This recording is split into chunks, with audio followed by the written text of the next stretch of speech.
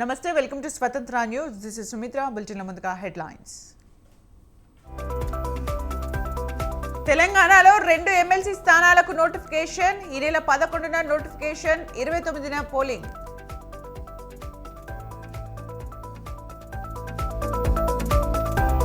మూడు రాజధానుల ముచ్చట తీరిపోయింది. అమరావతి ఏకైక రాజధాని అన్న బాబు.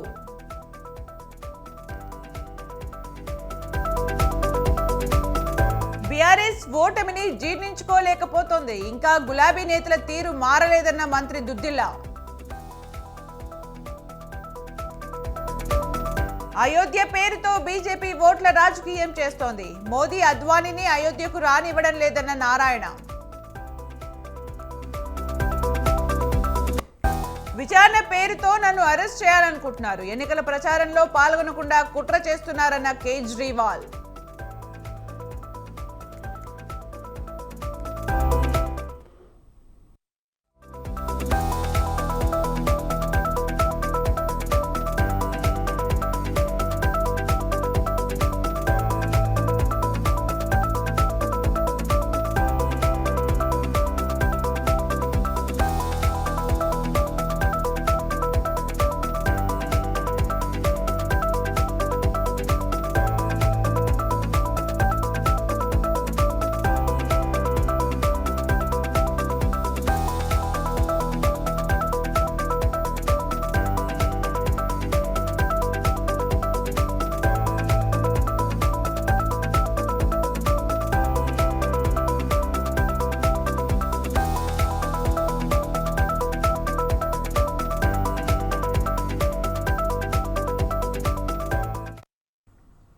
తెలంగాణ రాష్ట్రంలో 2 ఎమ్మెల్సీ స్థానాలకు ఎన్నికల సంఘం స్కెడ్యూల్ విడుదల చేసింది. ఎమ్మెల్యే కోట ఎమ్మెల్సీ స్థానాలకు ఎన్నికలకు సంబంధించి స్కెడ్యూల్ను విడుదల చేసింది ఎన్నికల సంఘం. కడియం శ్రీహరి, పాడి కౌశిక్ రెడ్డిలు రాజీనామా చేయడంతో ఎన్నిక నిర్వహించడం అనివార్యంగా మారింది.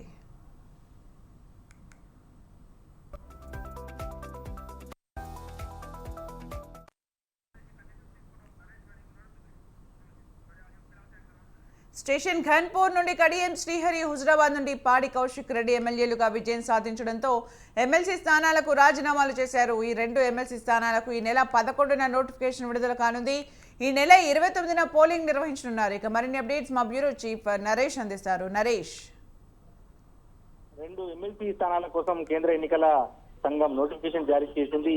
మొన్న జరిగిన అసెంబ్లీ ఎన్నికల్లో 2 ఎమ్మెల్సీలు ఎమ్మెల్యేలుగా ఎన్నికయ్యారు.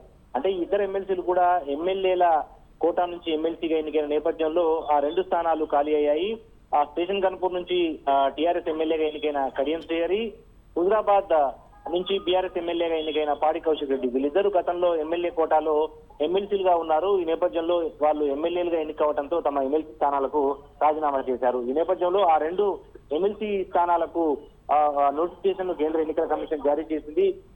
ఈ నెల 11 అంటే జనవరి 11న ఎన్నికల నోటిఫికేషన్ విడుదలవుతుంది. ఆ నామినేషన్లకు చివరి తేదీ జనవరి 18. పోలింగ్ 29 జనవరిన పోలింగ్ జరుగుతుంది. ఆ రోజు సోమవారము, అంటే సోమవారము 29 జనవరిన ఆ పోలింగ్ జరుగుతుంది. ఉదయం 9 గంటల నుంచి 4 గంటల వరకు అసెంబ్లీలో ఎమ్మెల్యేలు తమ ఓటును వినియోగించుకుంటారు. అదే రోజు కౌంటింగ్ కూడా కొనసాగుతుంది. అంటే ఓటింగ్ ముగిసిన తర్వాత కౌంటింగ్ కొనసాగుతుంది. గెలిచిన వాళ్ళను ప్రకటిస్తారు. అయితే అసెంబ్లీలో సంఖ్యాబలం చూస్తే గనక అధికార కాంగ్రెస్ ఒక స్థానాన్ని, ప్రతిపక్ష బీఆర్ఎస్ మరొక స్థానాన్ని గెలుచుకునే అవకాశాలు ఉన్నాయి. అయితే ఆ ఎమ్మెల్యేలను కాపాడుకుంటే తప్ప ఈ పార్టీలు ఈ ఎమ్మెల్సీలను గెలిచే అవకాశాలు లేవు. ఎందుకంటే ఈ ఎమ్మెల్యే కేటగిరీలో ఎమ్మెల్యే కోటాలో ఈ ఎమ్మెల్సీలుగా ఎన్నిక కావాల్సి ఉన్న నేపథ్యంలో ఎమ్మెల్యేలు ఎవరు క్రాస్ ఓట్ వేసినా కూడా ఆ పార్టీకి నష్టం జరుగుతుంది. కాంగ్రెస్ కు 64 మంది ఎమ్మెల్యేలు ఉన్నారు.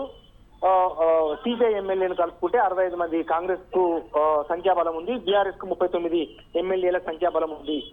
బీఆర్ఎస్ ఎంఐఎం ఎవరికైతే బీఆర్ఎస్ కు ఎంఐఎం మద్దతు ఇచ్చే అవకాశాలు ఉన్నాయి. ఈ నేపథ్యం కాంగ్రెస్ ఒక ఎమ్మెల్సీ స్థానాన్ని, బీఆర్ఎస్ మరొక ఎమ్మెల్సీ స్థానాన్ని గెలుచుకుంటుంది అని చెప్పి అంచనాలు ఉన్నాయి. అయినప్పటికీ కాంగ్రెస్ పార్టీ 2వ అభ్యర్థిని కూడా అధికారంలోకి వచ్చింది కాబట్టి కాంగ్రెస్ పార్టీ 2వ అభ్యర్థిని కూడా గెలుచుకునేందుకు ఎంఐఎం తో ఇప్పటికే సంప్రదింపులు మొదలుపెట్టింది. దాంతో పాటు చాలా మంది బీఆర్ఎస్ లోని కొంతమంది ఎమ్మెల్యేలు కూడా కాంగ్రెస్ తో టచ్ లో ఉన్నారు. వాళ్ళంతా బీఆర్ఎస్ కు బీఆర్ఎస్ అభ్యర్థికి ఓట్లు వేయకుండా ఆ ఎమ్మెల్యేలు కూడా బీఆర్ఎస్ ఎమ్మెల్యేలు కూడా కాంగ్రెస్ కు ఓటు వేసే అవకాశాలు ఉన్నాయని గాంధీ భవన్ లో పెద్ద ఎత్తున ఒక చర్చ జరుగుతా ఉంది. ఏది ఏమైనప్పటికీ రెండు ఎమ్మెల్సీలకు సంబంధించి నోటిఫికేషన్ విడుదలైన నేపథ్యంలో కాంగ్రెస్ పార్టీలో పెద్ద ఎత్తున ఆ రెండు స్థానాల్లో తమకు అవకాశం కల్పించాలి అని చెప్పి సీనియర్ నేతలంతా విజ్ఞప్తి చేస్తున్న పరిస్థితుల్లో ఎమ్మెల్యే కోటాలో ఎన్నికయ్యే ఎమ్మెల్సీలకు సంబంధించి నోటిఫికేషన్ జారీ అయింది. జనవరి 11న నోటిఫికేషన్ విడుదలవుతుంది. జనవరి 29న పోలింగ్ జరుగుతుంది. సంఖ్యాబలం చూస్తే కనుక ఒకటి కాంగ్రెస్ ఖాతాలోకి, రెండోది బీఆర్ఎస్ ఖాతాలోకి వచ్చే అవకాశం అయితే మనకు కనిపిస్తామని Sumitra. Right, thank you Naresh for the updates.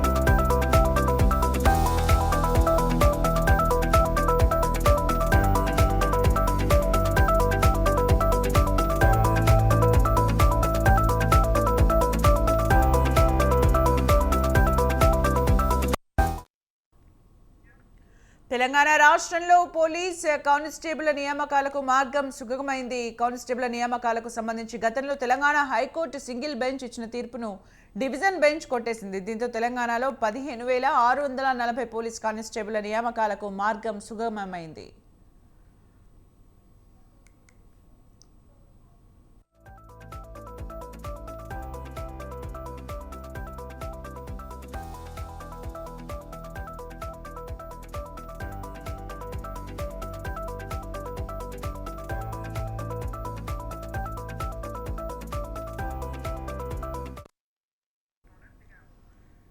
Constable నియామకాలకు సంబంధించి నిర్వహించిన పరీక్షలో 4 ప్రశ్నలకు మార్కులు కలపాలని సింగిల్ బెంచ్ ఇచ్చిన ఆర్డర్పై డివిజన్ బెంచ్ స్టే ఇచ్చింది. ఉస్మానియా యూనివర్సిటీ ఆధ్వర్యంలో స్వతంత్ర కమిటీని ఏర్పాటు చేయాలని హైకోర్టు సూచించింది. కొత్త కమిటీ ముందు 4 ప్రశ్నలు ఉంచాలని హైకోర్టు ఆదేశించింది. 4 వారాల్లో కానిస్టేబుల్ నియామకాలు పూర్తి చేయాలని హైకోర్టు ఆదేశాలు జారీ చేసింది. ఇక మరింత సమాచారం మా ప్రతినిధి ఉషా అందిస్తారు. ఉషా.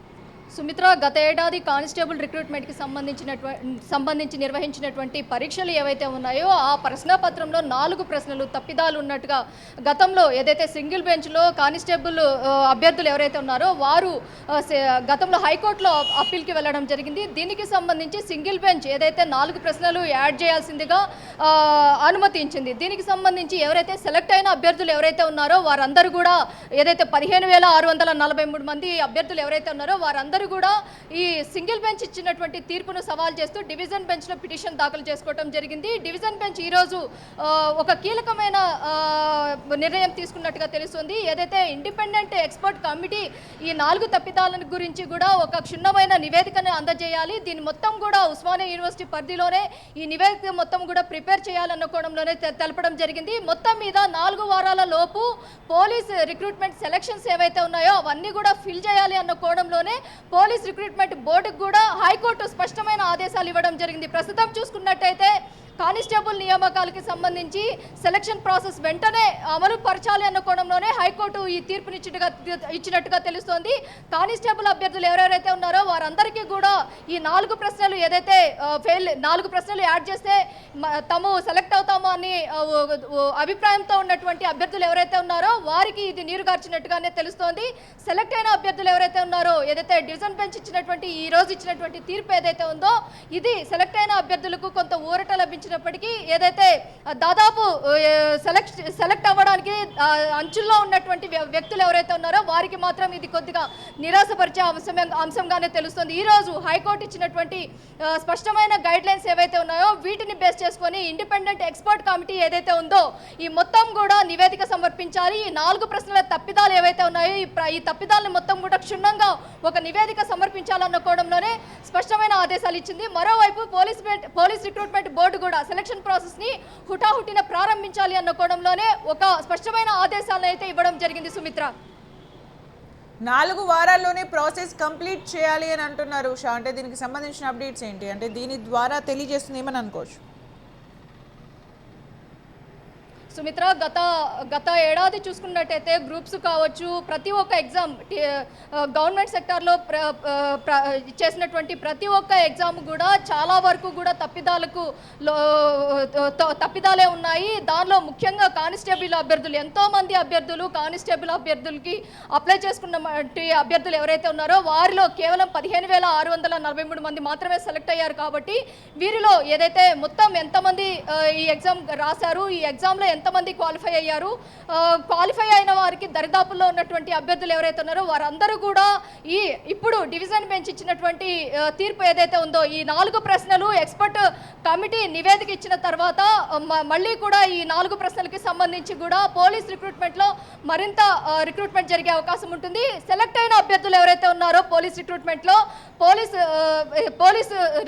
సెలెక్ట్ అయిన ప్రాసెస్ ఏదైతే ఉందో అది మొత్తం కూడా వెంటనే జరగాలి అన్న కోణంలోనే రిక్రూట్మెంట్ బోర్డు ఏదైతే పోలీస్ రిక్రూట్మెంట్ బోర్డుకి అయితే హైకోర్టు స్పష్టమైన ఆదేశాలు ఇచ్చింది. ప్రస్తుతం చూసుకున్నట్టయితే సెలెక్ట్ అయిన అభ్యర్థులు ఎవరైతే ఉన్నారో వాళ్ళని సెలక్షన్ ప్రాసెస్లో మాత్రం తీసుకోవాలన్న కోణంలోనే హైకోర్టు గైడ్ లైన్స్ ఇచ్చింది. 4 ప్రశ్నల తప్పిదాలు ఏవైతే ఉన్నాయో వాటికి సంబంధించి ఎక్స్పర్ట్ కమిటీ ఒక నివేదిక ఇవ్వాలి. ఒకవేళ అది తప్పిదాలు అయితే ఓకే, లేదు అది ఒప్పు ప్రశ్నలే అయినట్లయితే దరిదాపుల్లో ఉన్నటువంటి అభ్యర్థులు ఎవరైతే ఉన్నారో పోలీస్ సెలక్షన్స్కి సెలెక్ట్ అయ్యేటటువంటి అభ్యర్థులు ఎవరైతే ఉన్నారో వారికి మాత్రం ఇది కొంత ఊరట లభించే అవకాశం ఉంటుంది. Sumitra, right, thank you Usha for the updates.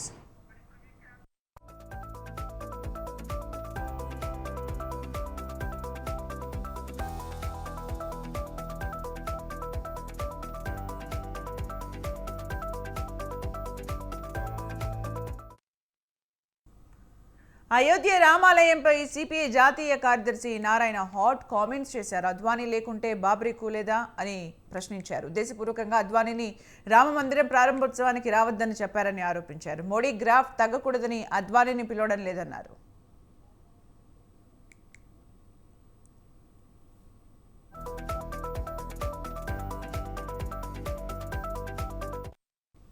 Adani మీద ఈగ వాలిన మోదీ, అమిత్ షాకి నష్టం జరుగుతుందన్న నారాయణ మోదీ అదానీని కాపాడే పనిలో ఉన్నాడని ఆరోపించారు. బీజేపీ దేవుణ్ణి, క్రిమినల్ యాక్టివిటీ ఉన్న వాళ్ళను పక్కన పెట్టుకోవాలని చూస్తోందని, అయోధ్య పేరుతో ఓట్లు రాబట్టుకోవాలనుకుంటోందని ఆరోపించారు.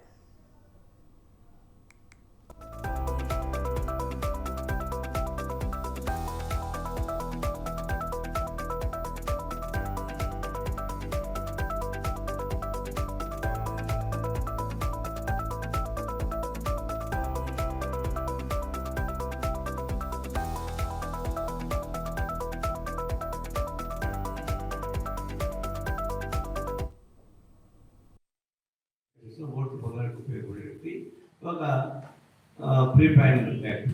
అసలు బాబరీ దశ అనగానే కొలగానే గుర్తొస్తారు, ఎల్కేద్వాని గుర్తొస్తారు. ఎల్కేద్వాని లేకుండా బాబరీ దశ లేదు. అయోధ్య కాంపిటీషన్ కాదు, ఎల్కే అద్వాని నాయకత్వాన్ని చేసేటువంటి బాబరీ దశ కూలబెట్టి ఇప్పుడు అయోధ్య నిర్మాణం కొనసాగిస్తున్నారు. నిర్మాణం ఏం చెప్పారు?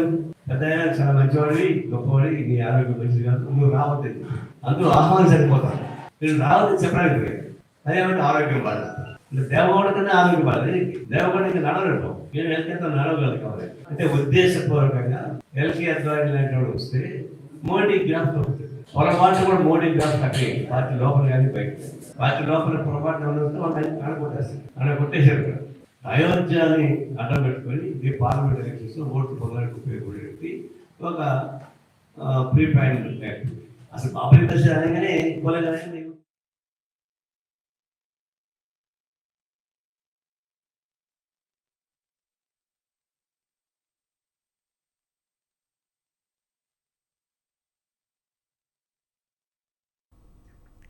విజయవాడ ఎంపీ సీటు అన్నదమ్ముల సవాల్గా మారింది. రానున్న లోక్సభ ఎన్నికల్లో సిట్టింగ్ ఎంపీ కేశినేని నానికి టీడీపీ టికెట్ లభిస్తుందా? నానికి అతడి సోదరుడు కేశినేని చిన్నిగా పిలిచే శివనాథ్ చెక్ పెడతారా అన్నది $1 కోటి ప్రశ్న. కొద్ది కాలంగా కేశినేని నాని వ్యవహారంలో టీడీపీ అధినేత అసంతృప్తిగా ఉన్నారు. కేశినేని నానికి పోటీగా కేశినేని చిన్ని కార్యక్రమాలు నిర్వహిస్తూ దూసుకెళ్తున్నారు. దీంతో కేశినేని బ్రదర్స్లో ఎవరికి తెలుగుదేశం పార్టీ టికెట్ లభిస్తుందో అన్నదే ప్రశ్న.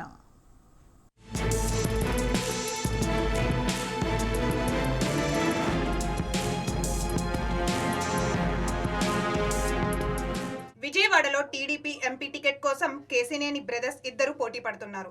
వీరిద్దరిలో ఎవరికి విజయవాడ ఎంపీ సీట్ వస్తుందో తెలియదు. కానీ ఎన్టీఆర్ జిల్లాలో మాత్రం వర్గ విభేదాలు జోరందుకుంటున్నాయి.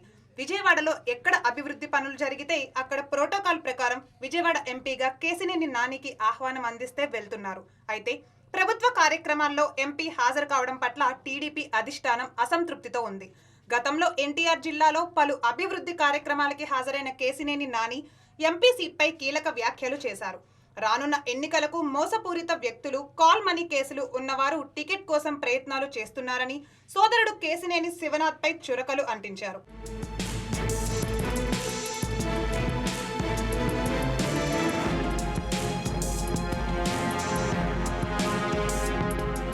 ఎన్టీఆర్ జిల్లాలో ఇప్పుడు టీడీపీ ఎంపీ కేసినేని నాని వర్గం ఒకవైపు, చిన్ని వర్గం ఒకవైపు ఉంది.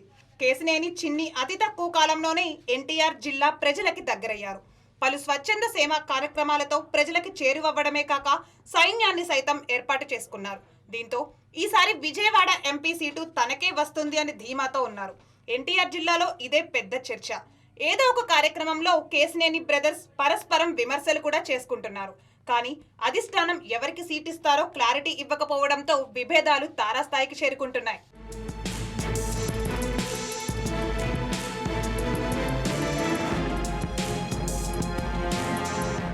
ఎంపీ కేసినేని నాని అయితే ఈసారి తమ కుటుంబం నుంచి ఎవరు పోటీ చేయరని చెప్పడంతో నాని అసంతృప్తితో ఉన్నారు అనే చర్చ జరుగుతోంది.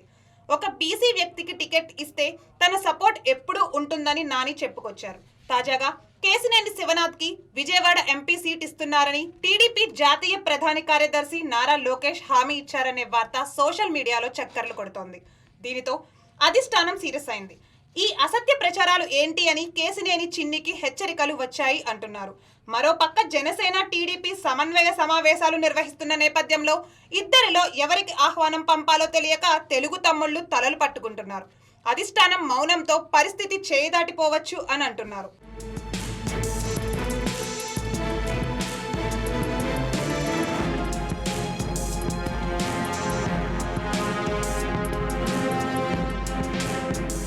తిరువూరులో సమన్వయ సమావేశంలో కేసినేని బ్రదర్స్ వర్గీయులు ఒకరిపై ఒకరు దాడులు చేసుకోవడం జిల్లాలో పెద్ద సమస్యగా మారింది. గోబ్యాక్ చిన్ని అంటూ ఎంపీ నాని వర్గీయులు నినాదాలు చేస్తుంటే గోబ్యాక్ నాని అంటూ చిన్ని వర్గీయులు ప్రతిదాడి చేశారు. దీంతో ఉద్రిక్త పరిస్థితి తలెత్తింది. ఈ ఘటనపై జన సైనికులు సైతం ఆగ్రహం వ్యక్తం చేస్తున్నారు. ఫ్లెక్సీలో తమ అధినాయకుడి ఫోటో లేకపోవడంపై జన సైనికులు విరుచుకుపడుతున్నారు. ఎన్టీఆర్ జిల్లా టీడీపీ బలోపేతమవుతున్న నేపథ్యంలో ఇలాంటి ఘటనలపై అధిష్టానం జోక్యం చేసుకోకపోవడం పట్ల ఆందోళన వ్యక్తమవుతోంది.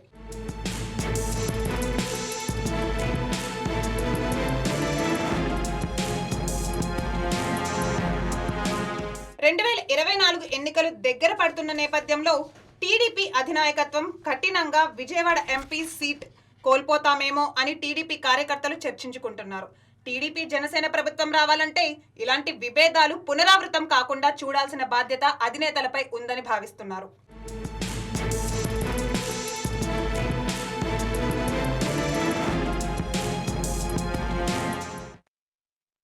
ప్రకాశం జిల్లా దర్శిలో మరో అవినీతి చేప ఏసీబీ అధికారుల వలలో చిక్కింది. దర్శి పోలీస్ స్టేషన్లో లంచం తీసుకుంటున్న ఎస్ఐ రామకృష్ణని ఏసీబీ అధికారులు రెడ్ హ్యాండెడ్గా పట్టుకున్నారు. దర్శికి చెందిన ఒక వ్యక్తికి రౌడీ షీట్ తీసేసేందుకు ₹1,00,000 డిమాండ్ చేయగా ఇవ్వడం ఇష్టం లేని ఆ వ్యక్తి ఏసీబీ అధికారులను సంప్రదించాడు. ఏసీబీ అధికారుల సూచన మేరకు మొదటి కిస్తీగా ₹20,000 ఎస్ఐ రామకృష్ణకు ఇచ్చాడు. ఊరు చివర డబ్బులు తీసుకున్న ఎస్ఐ స్టేషన్కు వెళ్ళగా పథకం ప్రకారం ముందే స్టేషన్లో ఉన్న ఏసీబీ అధికారులు ఎస్ఐని అరెస్ట్ చేసి విచారణ చేస్తున్నారు.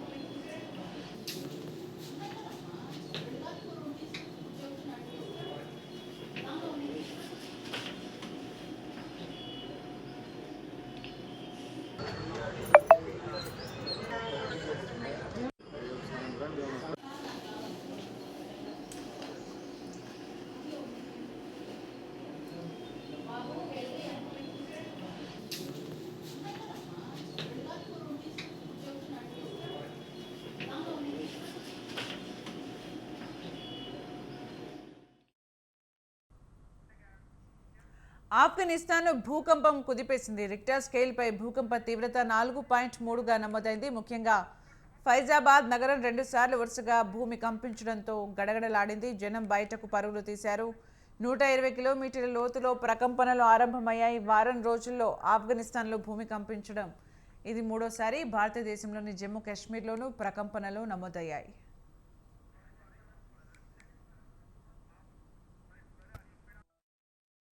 ఫైజాబాద్లో అర్ధరాత్రి 12 గంటల 28 నిమిషాలకు 12 గంటల 55 నిమిషాలకు వరుసగా భూమి కంపించింది. 2 సార్లు భూకంప తీవ్రత 4.4గా ఉంది. జనం భయపడినా ఆస్తి నష్టమైనట్లు తెలియలేదు.